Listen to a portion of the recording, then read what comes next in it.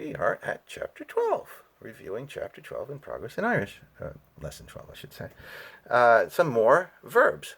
Now, one thing I didn't mention, and I should, is that when you have slender vowels, they go on both sides of that consonant. Same thing with broad vowels. That's why there's a difference between some of these spellings. And these are actually irregular verbs, but they're pretty regular in the present tense, so they give you the present tense forms. One thing that is a little unusual is irim. It's spelled erim with an E fada, I-R-I-M, but I pronounce it, and I think most people pronounce it, item.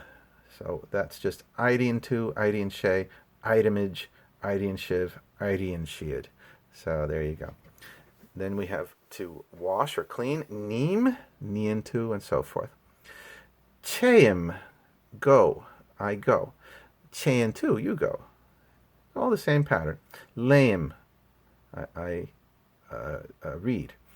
Leim, lein tu. Lein she, lein, lamage, lein shiv, lein shiad, so forth and so on. Really nothing terribly new with that. It's just the same patterns, but these will be more irregular in other tenses. And then Cheimachala, I go to sleep or to bed. The phrase mehain, myself. Tuhain, fain meaning self. It's pronounced as if it has an H. So hain, typically.